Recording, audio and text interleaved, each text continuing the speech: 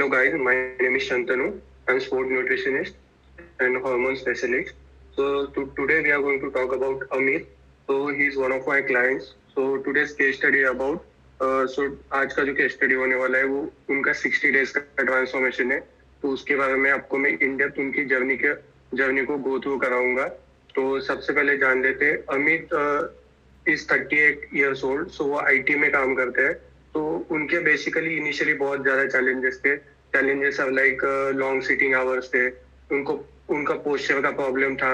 तो जब वो इनिशियली ज्वाइन हुए एंड उनका बॉडी फैट आपको अगर पिक्चर में देखता होगा तो वो ज्यादा बॉडी फैट भी नहीं था. It's like a visceral fat जो उनका ज्यादा क्वांटिटी में था. तो इनिशियली हमारा गोल यही था कि जो भी विसरल फैट है तो उस पर काम करना है, उसको कम करना है. तो हमारी पूरी जर्नी फैट के अराउंड है. एंड आफ्टर दैट जो भी आपको उनका अभी का रिसेंटली फोटो दिख रहा है तो हमने काफी उन पे वर्क किया है. इन टर्म्स ऑफ न्यूट्रिशन हो गया and in terms of training हो गया. तो हम उसी के बारे में आगे बात करेंगे. एंड उनको जब वो आए थे तब उन्होंने बोला था कि उनका बोले कि मुझे एप्स चाहिए. बट हम वहां तक पहुंचे नहीं है. It's just 60 days. बट हमारा टारगेट है एप्स अचीव करना. बट एज यू गाइस सी कि ये फोटो में आपको दिख रहा होगा कि अच्छे खासा हमने एब्डोमेन अचीव कर लिया है. एंड वन मोर थिंग, उनका बेटा है 9 साल का. एंड हिज गोल इज कि उनका बेटे का एक टारगेट था कि पापा फिट हो जाओ. तो वो उनका टारगेट था. तो उसकी वजह से भी उनका वो मोटिवेशन था. तो उसकी वजह से उन्होंने वाइल्ड फिट ज्वाइन किया. तो आगे हम देखें उनका बेसिक इंट्रोडक्शन. तो उसमें आपको दिख रहा होगा कि उनके जो कोच है वो अक्षय सर एंड उनका न्यूट्रिशनिस्ट मैं हैंडल कर रहा था. तो उनको मेडिकली कोई प्रॉब्लम नहीं था. He is completely fit. And उन्होंने ब्लड टेस्ट भी किया था तो उसमें सब कुछ नॉर्मल था. एंड बाकी जिस प्रॉब्लम था कि विसरल फैट का, पोस्चर का एंड ओवरऑल उनका एनर्जी लेवल जो दिन भर में उनको प्रॉब्लम आता था, जो कि 8 और 12 साल से वो सेडेंटरी लाइफस्टाइल कैरी करते थे, तो उसको उनको इम्प्रूव करना था. तो अभी बात आती है उनके इस पर केस स्टडी पर जो काम किया. तो यहाँ पे आपको दिख रहा होगा कि उनका पूरा न्यूट्रिशनिस्ट में हैंडल कर रहा था. न्यूट्रिशन एंड कोच थे उनके अक्षय पवार सर. तो इन टर्म्स ऑफ न्यूट्रिशन मुझे ये चैलेंजेस थे कि उनके गट पे काम करना है. उनको डाइजेस्टिव इश्यूज थे जैसे कि ब्लोटिंग हो गया. फर्स्ट वीक में भी आपने देखा होगा it's not that too much of fat but bloating बहुत ज्यादा था क्योंकि सिटिंग जॉब की वजह से एंड बाकी की भी चीजें थी. उनका डाइट में काफी चीजें गड़बड़ थी. तो उस पर भी हम आगे बात करेंगे. बाकी डाइट में मेरा एक गोल था कि उनके सटाइटी पे काम करना क्योंकि उनको भूख बहुत ज्यादा लगती थी. तो उसके लिए भी हमने अलग टेक्निक्स अपनाए जैसे कि मील को छोटे छोटे हिस्सों में बांटना कि उससे क्या होता है सटाइटी इंप्रूव होता है. देन गोल था कि उनका जो भी डाइट हो वो सस्टेनेबल हो. तो हमने बेसिक फोकस किया कि जो भी उनका डाइट रिकॉल था उसके रिगार्डिंग मैंने जो फर्स्ट प्लान बनाया वो आगे मैं एक्सप्लेन करूंगा. बाकी when it comes to training तो as a trainer Akshay sir का गोल यही था कि उनको हाइपरट्रॉफी पे काम करना था, स्ट्रेंथ पे काम करना था. तो बेसिकली हमने कंपाउंड मूवमेंट पे ज्यादा वर्क किया. सो बेसिकली कंपाउंड मूवमेंट था जहाँ पे मल्टीपल जॉइंट्स इंक्लूड होते हैं. उससे आपका डेली लाइफ में फंक्शनलिटी काफी इंप्रूव होता है. तो हमारा ये मेन टारगेट था स्ट्रेंथ गेन करना और उसके साथ साथ फैट लॉस भी करना. सो डेडलिफ्ट भी हमने इंक्लूड किया. Once in a week regular हमने स्टार्ट किया. तो आगे में मैं उसका प्रोग्रेशन समझाऊंगा. तो डेडलिफ्ट इंक्लूड करने का मेन रीजन था पोस्चर. तो अभी आगे बात आती है, हम डाइट के बारे में देखेंगे. तो यहाँ पे आपको दिख रहा होगा तो मैंने उनका डाइट 3 फेज में किया था. तो यहाँ पे मैंने फर्स्ट और लास्ट फेज एक्सप्लेन किया है. तो फर्स्ट फेज में बेसिकली मैंने डाइट बहुत सिंपल रखा था. उसमें मैंने मॉर्निंग में 3 ओलेग्स रखे थे, उसके साथ 2 ब्राउन ब्रेड था और उसके साथ 1 स्मॉल कप टी था क्योंकि उनको चाय बंद नहीं करना था. तो उनका वो ये था कि मुझे नहीं चलेगा मतलब. तो इनिशियली जैसा वो पहले खा रहे थे वैसा ही मैंने रखा था. जस्ट मैंने 3 अंडे ऐड किए प्रोटीन सोर्स के लिए. तो जब उन्होंने ज्वाइन किया तो बॉडी फैट भी उनका उतना नहीं था. इट्स अराउंड 28 के रेंज में. तो मैंने एक बेसिक ऑप्शन रखा और 5 डेज जो 5 दिन वो वर्कआउट करते थे. उसके बाद मैंने बेसिक ऑप्शन रखा लाइक पोहा हो गया, उपमा हो गया. तो ये भी मैंने रखा क्योंकि उनको ज्यादा फॉलो करने में आसानी हो. फिर उसके बाद आते पोस्ट वर्कआउट. उनका वर्कआउट 11 बजे होता था. तो ब्रेकफास्ट करके वो आते थे. ज्यादातर फोकस हमारा स्ट्रेंथ ट्रेनिंग पे था तो ग्लाइकोजन में ज्यादा प्रॉब्लम नहीं आता था. उनके एनर्जी लेवल्स हमेशा अच्छे थे. एंड उसके पोस्ट वर्कआउट के बाद हमने 1 स्कूप ये रखा था for better recovery and to improve muscle protein synthesis. उसके बाद लंच में हमने बहुत सिंपल रखा था क्योंकि लंच में उनको ज्यादा ऑप्शंस नहीं चाहिए थे. जस्ट एक ऑप्शन से वो कंफर्टेबल थे जो कि वो पहले से खा रहे थे. जस्ट वन थिंग कि उनको चपाती ज्यादा चाहिए था. तो इनिशियली मैंने रखा था. तो तो इनिशियली कैलोरीज का इंटेक भी उनका जो था वो मेंटेनेंस था। फिर आते इवनिंग स्नैक्स में मैंने बेसिक ऑप्शन रखे थे, बटर मिल्क हो गया, कोकोनट वाटर हो गया, तो हमने बेसिक चीजों पे काफी ज्यादा फोकस किया। So when it comes to dinner, तो डिनर में भी मैंने चिकन हो गया, पनीर हो गया, ये मिनिमम क्वांटिटी में रखा था with the moderate carbs and fibres.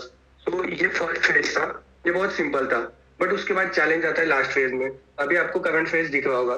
तो लास्ट फेज में हमने क्या किया, हमने basically carbs gradually cut down किए। एंड फर्स्ट फेज में आपको दिख रहा होगा, सो प्रोटीन इंटेक था हमारा 60 to 70 ग्राम, जो कि उनके बॉडी वेट का उतना था। तो उतना तो हमने रखा ही था, क्योंकि प्राइमरी इनिशियली गोल था मसल गेन, तो हमको प्रोटीन पे कॉम्प्रोमाइज नहीं करना था। तो जो भी प्रोटीन जा रहा था वो प्राइमरी सोर्सेज से था। फिर बात आती है सेकंड फेज की। तो सेकंड फेज में जो लास्ट फेज है उसमें हमने प्रोटीन बढ़ा दिया। तो उनके बॉडी वेट का 1.3 to 1.5 प्रोटीन हमने किया। तो उसमें बहुत हमने मतलब थोड़ा स्ट्रिक्ट किया था।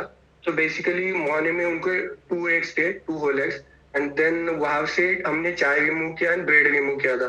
तो कार्ब्स वहां से हटा। देन उसके बाद आता है इंट्रा वर्कआउट, हमने उनको बीसी डबल दिया था और बेटर मसल प्रोटीन सिंथेसिस, क्योंकि उसमें ल्यूसिन का अच्छे इसमें होता है। तो उसकी वजह से हमारा टारगेट था कि पोस्ट वर्कआउट एनाबॉलिक विंडो काफी ज्यादा अच्छी होती है। If you are consuming leucine, तो मसल प्रोटीन सिंथेसिस ट्रिगर होता है।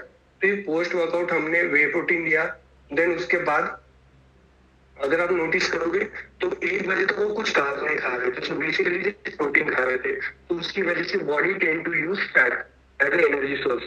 तो ये एक चीज हो गई। एंड जो वर्कआउट में हाई था, बट हमने वहां पे बीसी डबल ए रखा था। जब आप कार्ब नहीं लेते तो कुछ कुछ अमीनो एसिड्स होते हैं जो कि ब्रांचेड अमीनो एसिड्स होते हैं, वो भी as a energy source utilise होते हैं। फिर उसके बाद लंच में हमने सिंपल रखा था, लंच में हमने कार्ब्स दिया था, क्योंकि वर्कआउट के बाद ग्लाइकोजन रिप्लेनिश होने के लिए there are certain amount of carbs you need. तो हमने वहां पे नॉर्मल चपाती सब्जी का ऑप्शन रखा था। उसके बाद अगेन हमने इवनिंग में 1 scoop वे ऐड किया विथ वाटर। देन रात में हमने जो लास्ट फेज है उसमें 4 days के लिए कार्ब्स हटा दिए थे। तो वहां पे सिर्फ चिकन और सलाद था, बाकी के 3 दिन हमने कार्ब्स रखे थे। तो ऐसा पैटर्न हमने डाइट में फॉलो किया था। फिर उसके बाद आते हैं डाइटरी अप्रोच कैसा था। तो अप्रोच एज आई मेंशन बहुत सिंपल था। लाइक मैंने लीन प्रोटीन सोर्सेज ऐड किए थे, जैसे एग्स हो गया, चिकन हो गया, एंड हेल्दी फैट भी मैंने ऐड किया था, जो कि एक योग के थ्रू था। तो इनिशियली ही was eating 3 whole egg। Then उसके बाद सप्लीमेंट्स में हो गया बीसी डबल हो गया। देन मैंने फाइबर्स भी काफी रखा था, सलाड वो रेगुलर खाते थे। फिर उसके बाद हमने बेसिक सस्टेनेबल मील प्लान कैसे डिजाइन करना है उस पर हमने प्लान किया था।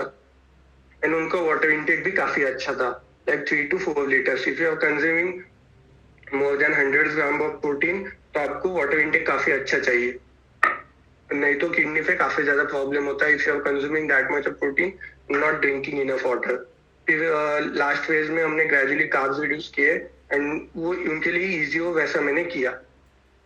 फिर उसके बाद आपको आगे दिख रहा होगा उनका बीसीए रिजल्ट। तो बीसीए में जब वो आए थे उनका वेट इज अराउंड 71.6 एंड अभी का वेट इज 68.3। तो वेट में 3 kg का ऑलमोस्ट चेंज हुआ है 60 डेज में।